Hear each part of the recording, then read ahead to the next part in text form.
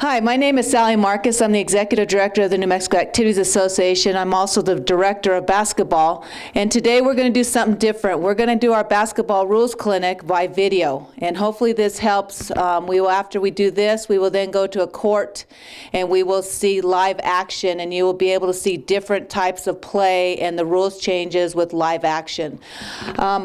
Basketball rules clinic, our first day to practice, as you are probably aware, is November 3rd.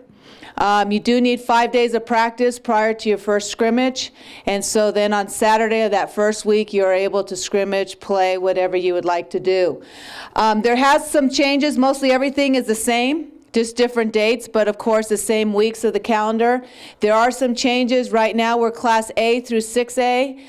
This year Class B, last year's Class B that are the new Class A, you will follow the same calendar as everybody else. You will have a first round of 16 just like everybody else, where on March 6th is the girls, March 7th is the boys for the first round. Class A, you'll be doing the exact same thing. So every classification will be bringing 16 to the tournament.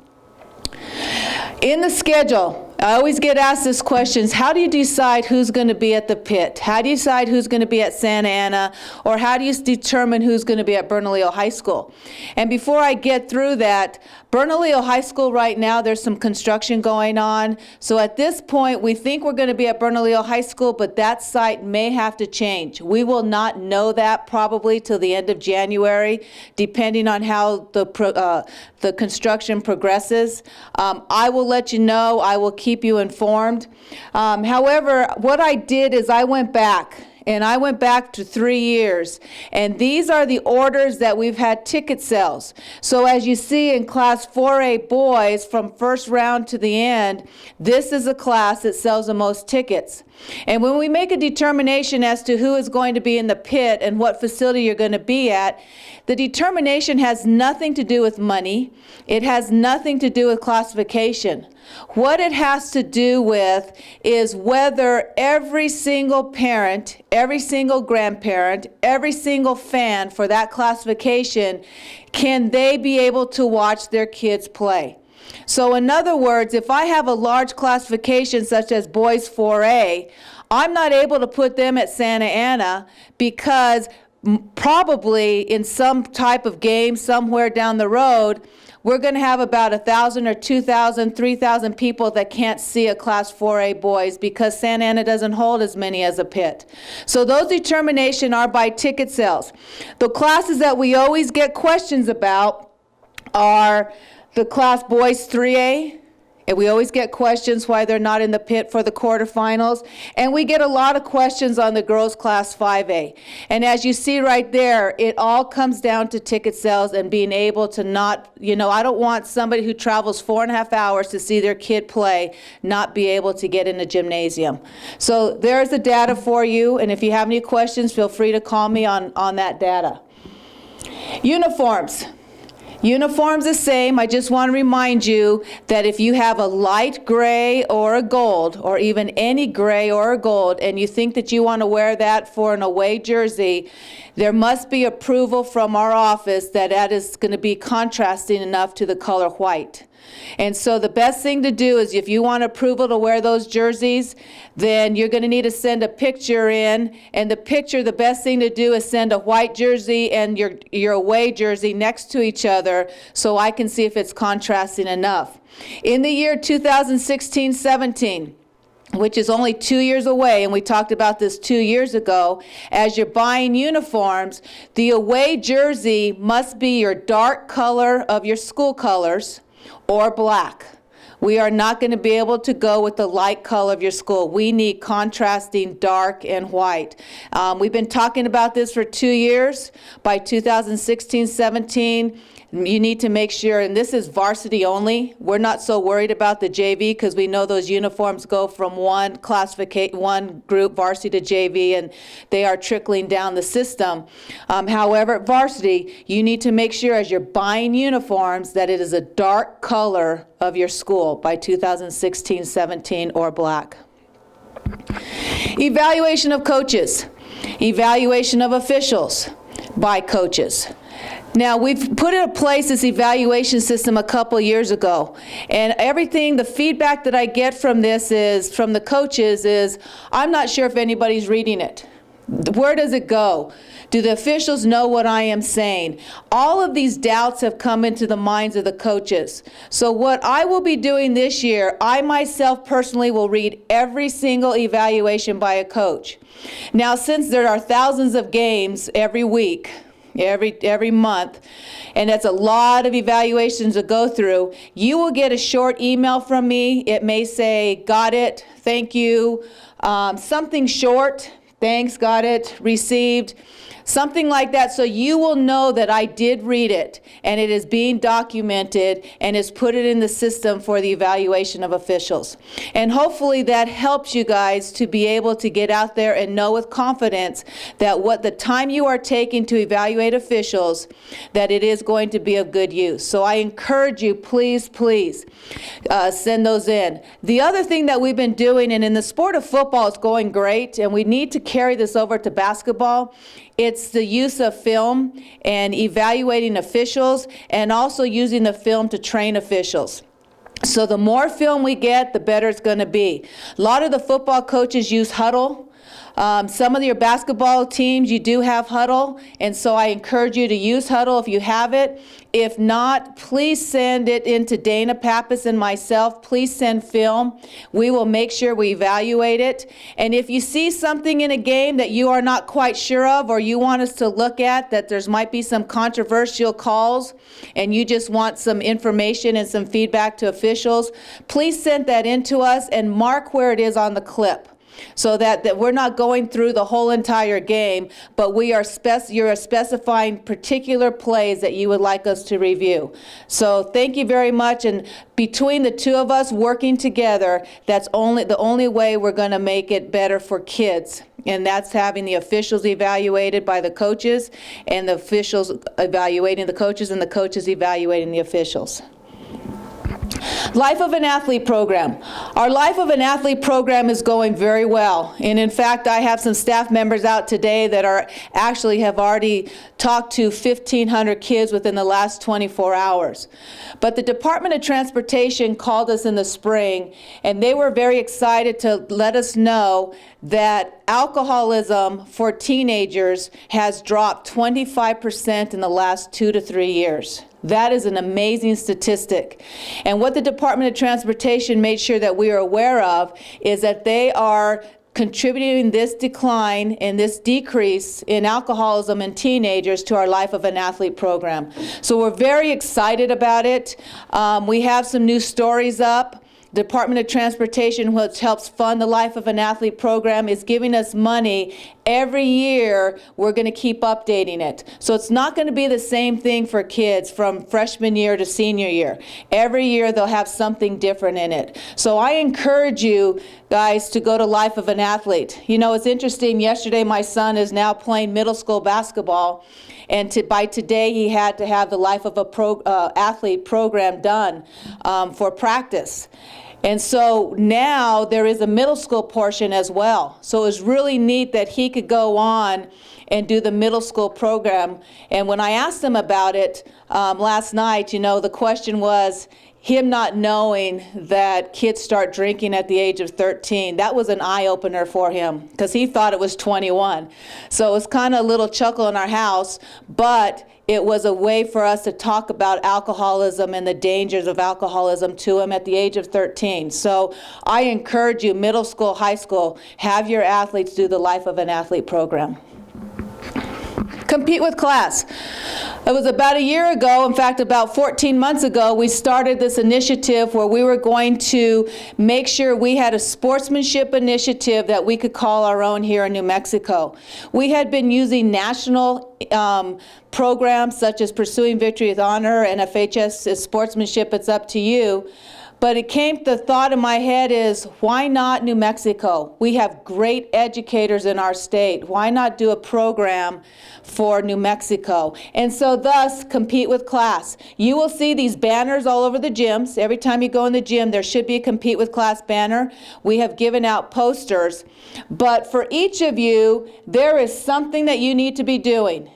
And the Compete with Class program, we talk about staying in your lane.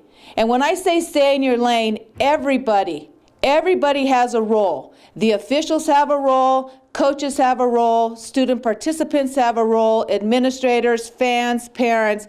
There is a role for everybody. And if everybody stays in their lane and does what they are supposed to do, then it's going to all work and we're going to have a great experience for our student athletes. As coaches, stay in your lane. Refrain from instilling fear in your team or using fear for motivation. Discuss respect with your players. Refrain from arguing with officials. All of those right there are for coaches. And if you go on our website, you will see where you stay in your lane. Coaches, you will see what your role is in this initiative. Display humility in victory and grace in defeat. This is a big one. And when I look at that, it saddens me that we've had to go to where you cannot go to the center circle to warm up, that you have to stay on your side. Cheerleaders can't go to one side or the other. And that's sad that we've had to change those routines and separate teams so much because of the way you're warming up and the boasting and everything else like that. And at the end of the game, shaking of hands. That's where our problem has been. Ironically, last year, 4 or 5 times, some things have happened in the line shaking hands.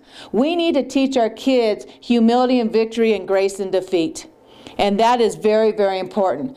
Compete with integrity. Integrity is one of our core values, along with respect and responsibility. And reward effort and behavior, not the outcome. It's not about the wins. Yes, we like to win. We all do. We're all competitors. That's why we do what we do. But within victory and defeat, every kid can learn lessons for the rest of their lives. So I encourage you, compete with class this year. Go on the website. Have your parents look at what their roles are. We need to get the parents to cheer on our kids, not screaming at the officials, not screaming at the coaches, not cussing in the stands. We need to get this back to where it's a great education-based athletic environment. Lead with character and by example. And last but not least, coach for the love of the game. We all love the game of basketball. Let's make it better. We talk a lot about AAU and club. We're education-based athletics. We are so much more than just the game. We are teaching kids about life. So highly encourage you guys, step up and do what's right. And I thank you very much, and what I'm going to do right now is I'm going to turn it over to Les Williams, and he'll talk about the rules changes. And like I've always said before, if you have any questions, give me a call. I do not have a secretary. I have my phone on 24/7. I'm available for you. So make sure you give me a call or email if you have any questions or need anything at any time. So let's have a great season. Thank you very much. Hello, I'm going to introduce the Nationals Federation basketball rule changes, editorial changes, and points of emphasis for 2014 and 2015. And we'll go with the changes. Arm sleeves, knee sleeves, lower leg sleeves, and tights are permissible, which is Rule 353.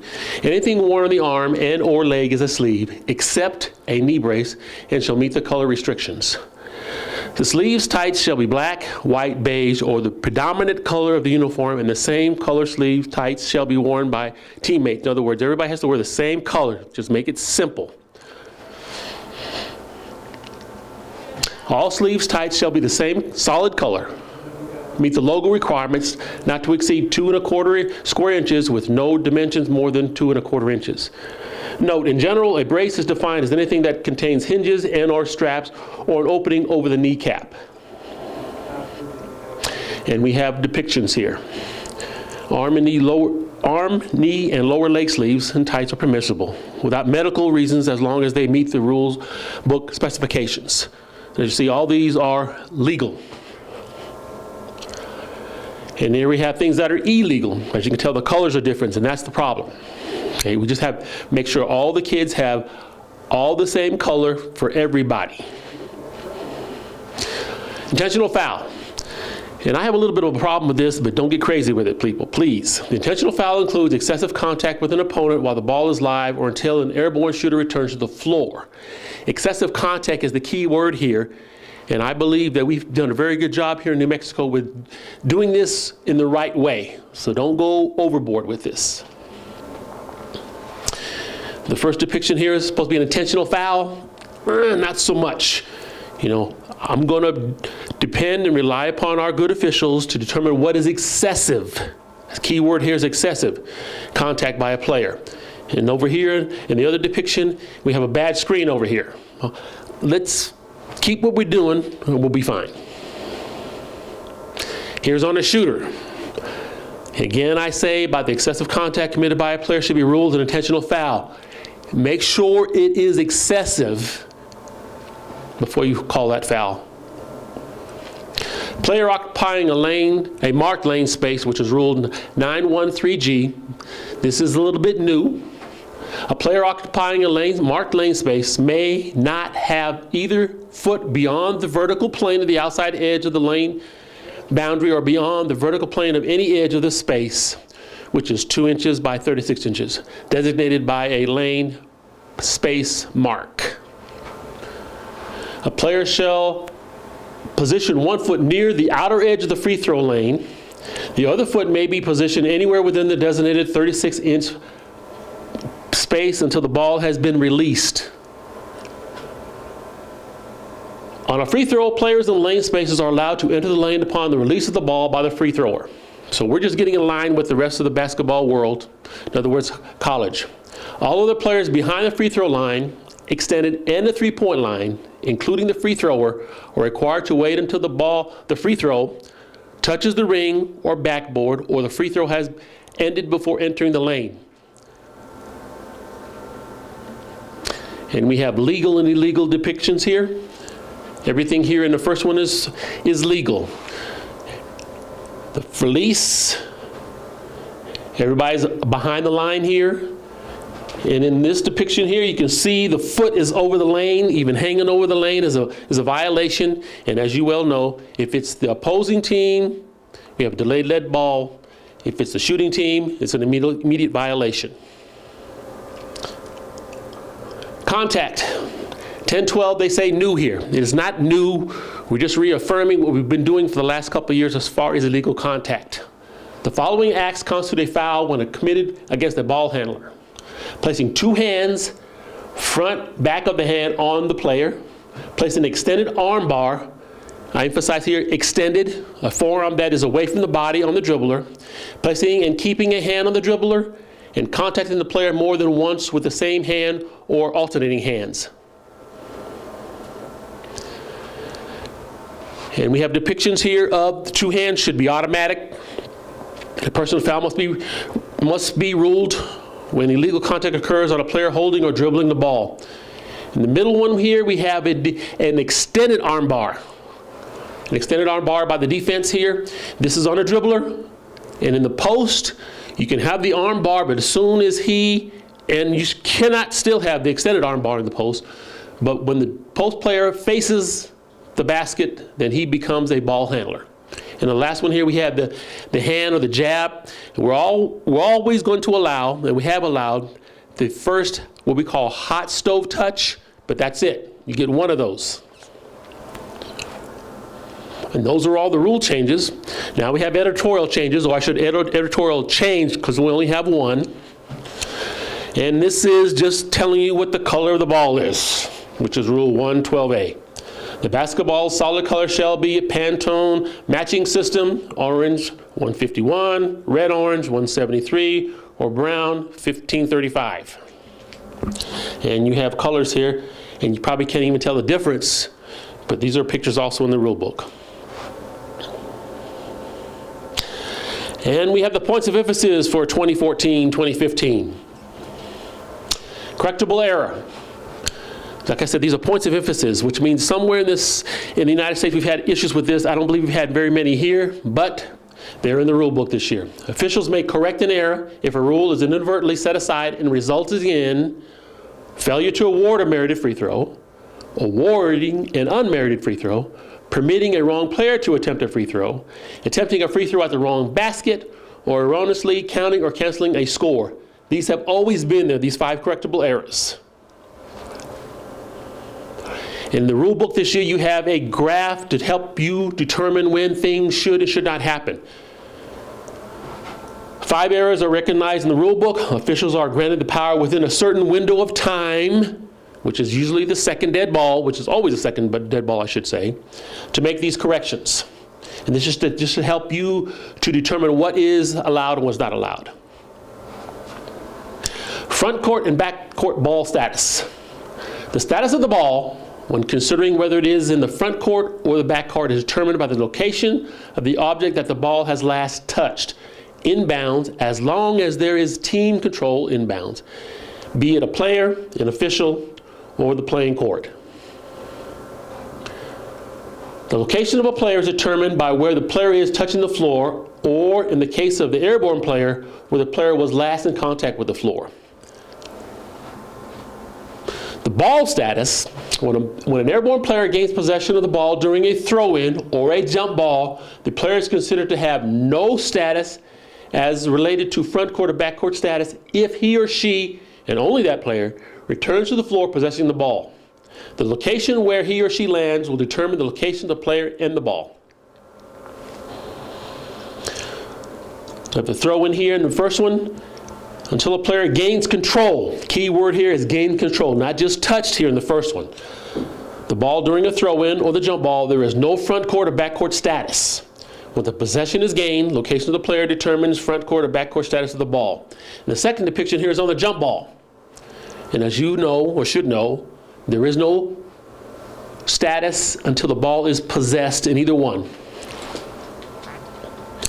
Front court and back court status. The ball is considered to remain in the back court while a player is dribbling the ball until both feet of that player and the ball have been in the contact with the front court. This has not changed. We've always said all 3 have to be in the front court in order for it to have front court status. And here we have a backcourt rule 991. A is in the backcourt. He throws it to his teammate in the front court. It is touched. It goes back into the backcourt. And if it's touched again by that same team, A, it's a backcourt violation. In other words, you cannot be the first to touch it once it has been touched in the front court. It has front court status. Front court and backcourt status as far as the dribbler here, or per person pivoting. In one, the player with her pivot foot, the right foot, in the front court can pivot the left foot into the front court and then in the back court without committing a violation. So 1 and 2, without a violation. In 3, the player uses her front foot or left foot as her pivot foot, pivots into the front court. However, when she now returns to the back court, it is a violation. I think it's pretty simple, but if you have some issues with it, go over it again, read the rule, and you'll get it straight. It is recommended to review casebook plays 441 and 991, situations A through E in the casebook. It'll help make things a little clearer. These cases present situations that assist in explaining the status of the ball and the player when considering the backcourt violations. Team control during throw-in and team control status inbounds. Since 2011-2012 rule change, team control exists during a throw-in when the thrower-in has the ball at his or her disposal. The change was made only to eliminate the penalty of administering free throws when a teammate of the thrower-in commits a common foul during the throw-in. We all know that team control fouls are not shooting fouls. The change made the penalty consistent with the penalty for other team control fouls. The penalty now is the awarding of the throw-in to the opposing team at the spot out of bounds nearest to where the foul occurred. Note, team control during a throw-in is not intended to be equated to a player control status inbounds, which creates team control status inbounds.